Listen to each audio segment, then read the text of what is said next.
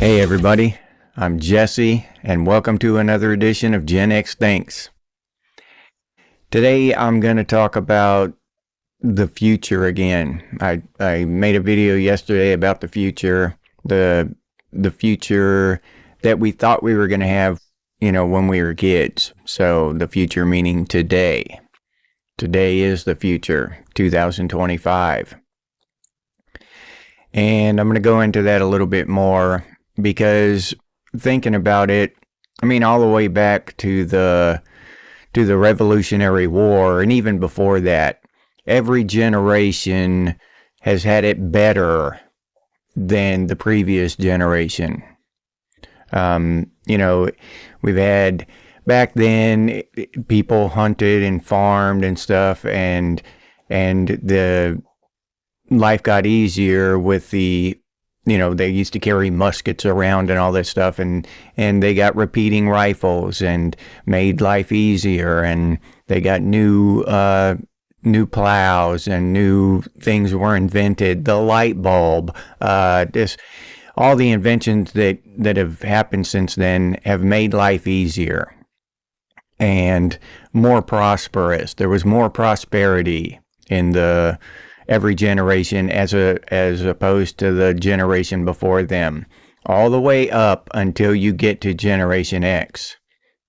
Now, when we came along, our parents and our grandparents, they could go out and get a good factory job if they wanted, and one man could support an entire factory without much education. Just all he had to do was be a hard worker and be dependable, and he could support a family.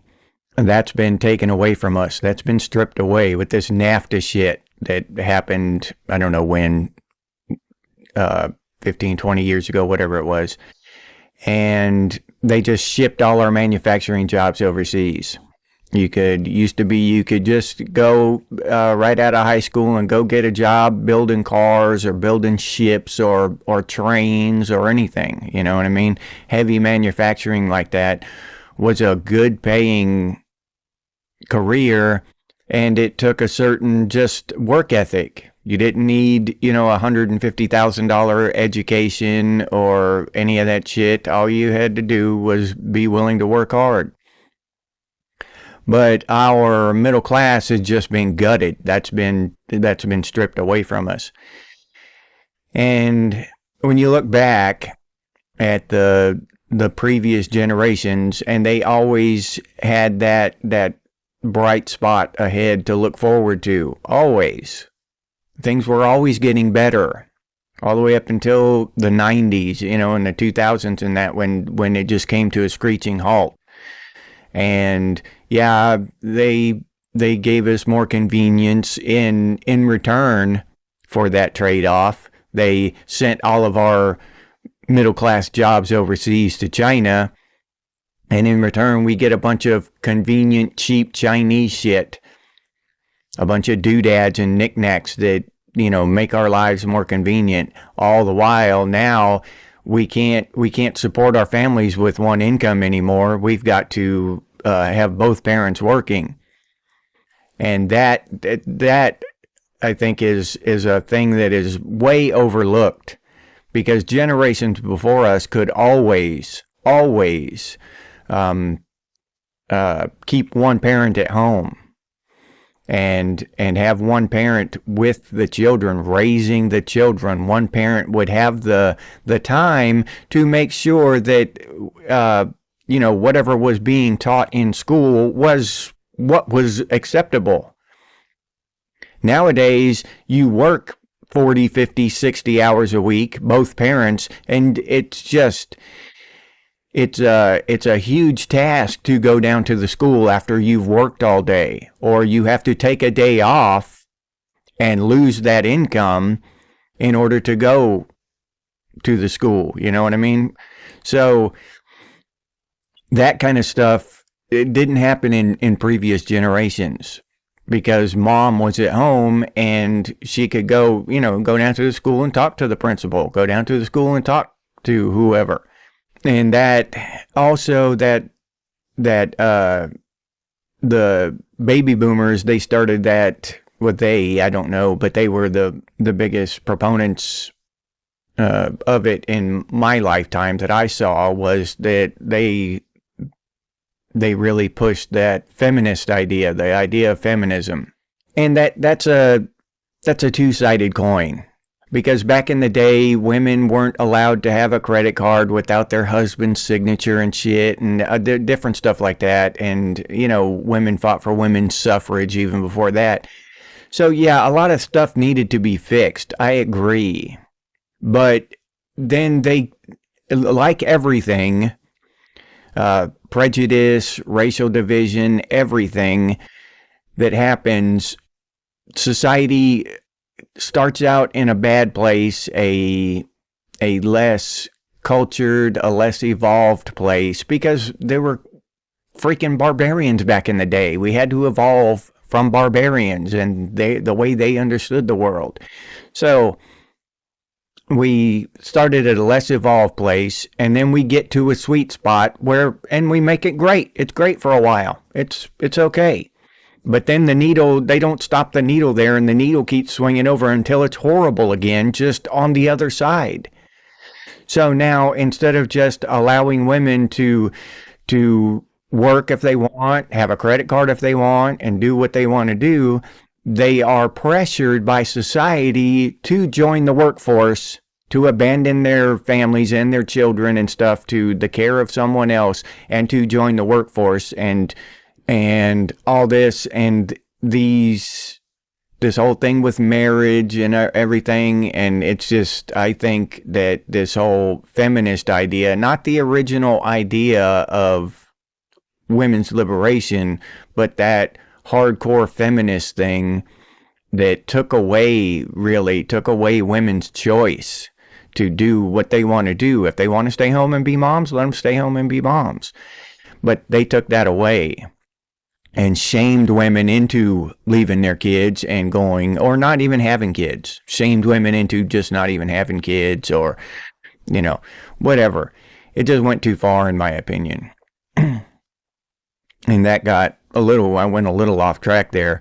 But that is part of the reason that this culture and everything has just gotten worse. That's one of the reasons that our generation is in a worse world now than when we were kids.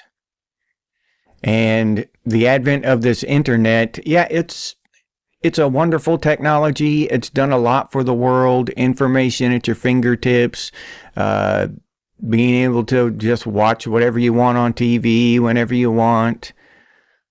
But there are real and very many downsides to the internet as well. It's done as much harm as it has good. And just, kids not going outside anymore, kids not playing, kids being infected with these strange ideas that catch on, kids and all of these bots and AI and stuff now that can influence children on these TikTok apps and shit like that. And children we remember, we were influenced back in the day. I believed that shit about the kid that ate the Pop Rocks and drank the Coke. I believed that shit. I thought that kid died.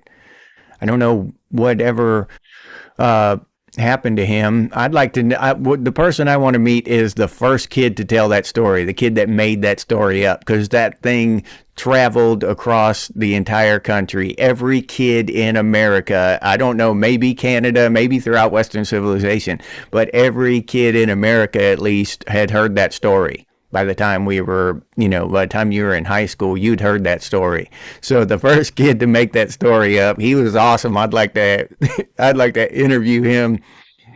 But yeah, I think about that. Who is that kid? That he is the most famous, but not famous at the same time. Nobody knows who he is, but his story has traveled from mouth to mouth all over this entire country.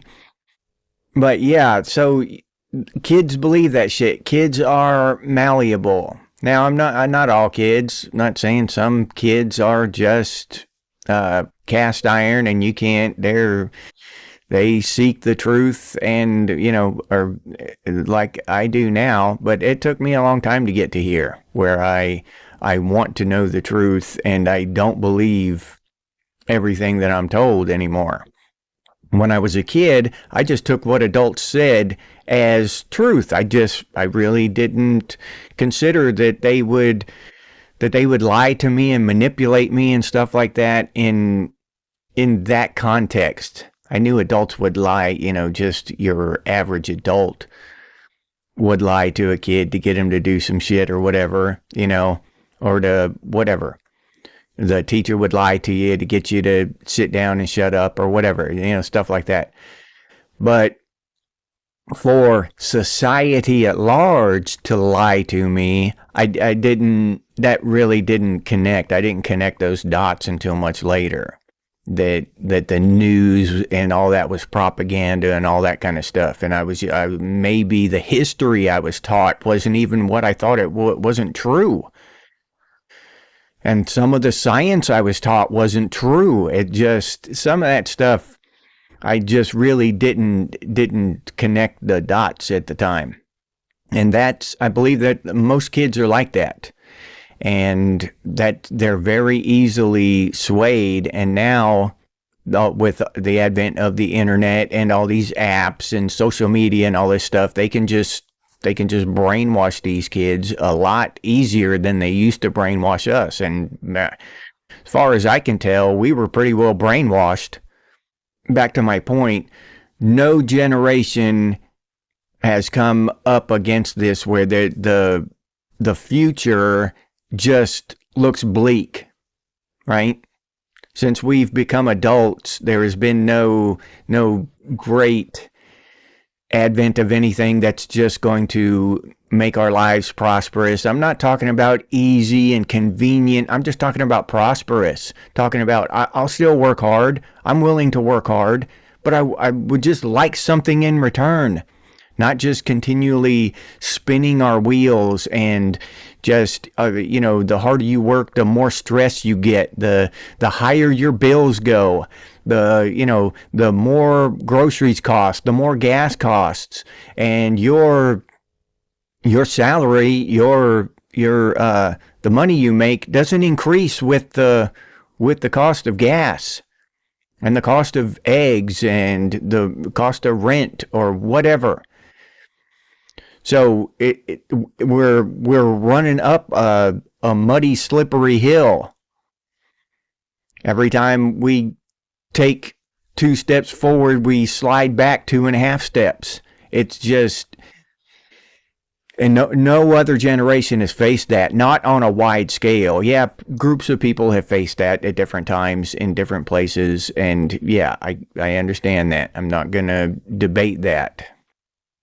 But as an entire generation, and there are financially successful Gen Xers out there. Yep, I'm not going to argue with that. But as a whole, the majority of Gen Xers who would have been in the middle class are instead just struggling to pay the bills every month. And it's not easy. It's high stress. So not only do we have to worry about paying the bills on higher bills with less money, we've got to worry about the schools indoctrinating our kids now with all this weird shit. We've got to worry about just all this weird shit all over the place. If they're going to elect another wacko puppet, brain dead puppet to run our country into the ground, just the levels of stress and the many different directions that the stress comes from is just, it's just amazing that we're not just falling over dead of heart attacks and stress induced heart attacks left and right every day. We are some of the toughest people to ever live, to survive the stress and shit of this world we're living in. But now we've got Trump, and hopefully things will get better. Bring back some of the heavy manufacturing back to the United States. We can't continue down this road. There's going to be literally no jobs. What are we going to do? Just all of us be waiters and waitresses and serve each other at IHOP or something? I don't know. Then with the advent of all these robots and shit who are taking our jobs now, and I just read an article about McDonald's. McDonald's is implementing AI in their restaurants here in the next couple of years. They're going to be implementing AI, and like I said before in my previous video, I knew that shit was coming. They're going to start. There's going to be nobody in a McDonald's here pretty quick. No human being. You're just going to be, and every company is going to go that route. It just makes sense. AI, robots and shit, they're not a hassle to deal with. You got one maintenance man that goes in there or coder or whatever who fixes shit, and that's it. Yeah, once McDonald's and whoever else is at the forefront of this, once they start implementing this, and if it's half-ass successful, then companies are just going to follow in a tsunami wave, and jobs are going to be going away hand over fist. And they're not even really middle class jobs. They're jobs for high school students and stuff like that right now. But higher paying jobs are going to start getting axed pretty quick too. But yeah, that's the future we have, the future we're living in, the future that we're faced with. And it's by far, I mean, it's hands down worse, way worse than any generation before us. No, it just, back in the day, grandma would be sitting on the porch, living in the same family home that she grew up in, but you would, families would take care of each other and help each other out and all this. Now it's too much of a financial burden. Even if you want to, it's very difficult to take on somebody else and take on responsibility for somebody else. And so I see so many old people out there working.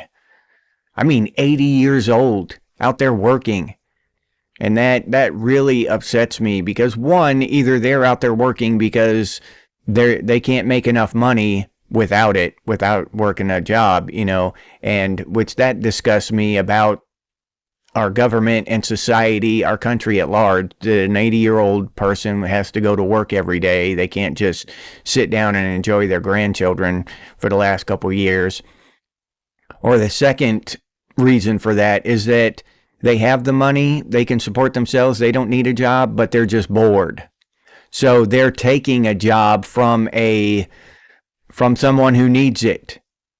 And that's just as bad as those illegal immigrants, because a person who doesn't need the money, some old person who doesn't need the money and is just bored, they'll do it for $5 an hour. Yeah, 10, whatever the minimum is. I'll do it for minimum wage. Yeah, I'm just bored anyway. Yeah, go ahead. So they're not forced to try to do better and get more and, provide more for their family. They're just bored. And that disgusts me as well. They should go take up archery or backgammon or something and let people who are supporting families have these jobs. Quit devaluing our labor.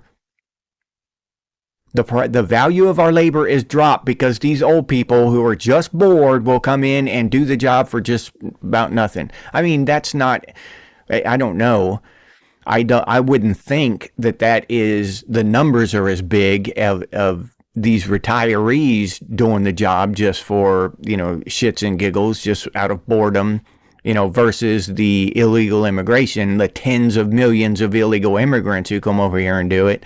But still, it's the same thing when you look at what the impact it has.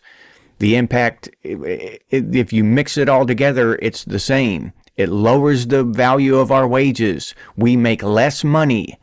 As a group of working individuals, Americans are making less money because these retirees don't want to, take up pickleball or something. Go do something else. Don't take somebody's job away from them because you're bored. That's one of my my pet peeves when I go in somewhere and I see some 85-year-old person in there working. Either way, either they have to work or they just want to. Either way, it makes me mad. I mean, it makes me mad. So, anyway. But I'll leave you there with that. If you enjoyed this episode, please like, subscribe, and comment. If you'd like to support the channel by becoming a member, I'll leave that link down in the description, or you can head over to the channel page and become a member that way. If you'd like to support the channel directly, you can do so by clicking on that super thanks button down there. Or you can head over to Buy Me a Cup of Coffee and buy me a cup of coffee. I sincerely appreciate those of you who do that, and I'll leave that link down in the description as well. If you're interested in Gen X gear, we got some pretty cool stuff over there at Redbubble. Gen X Thinks and Gen X branded stuff. T-shirts, coffee mugs, stickers, all kinds of cool stuff. But I'll leave that link down in the description too. If you can't or don't want to support the channel in any of those ways, you can always do so by sharing these videos on your social media. That helps out a whole awful lot. Thank you very much. I sincerely appreciate it. If you have any ideas for future episodes of Gen X Thinks, please put those down in the comments, or you can email us, and the email is genxthinks@gmail.com. And as always, stay frosty, Gen X, and I'll see you on the next one.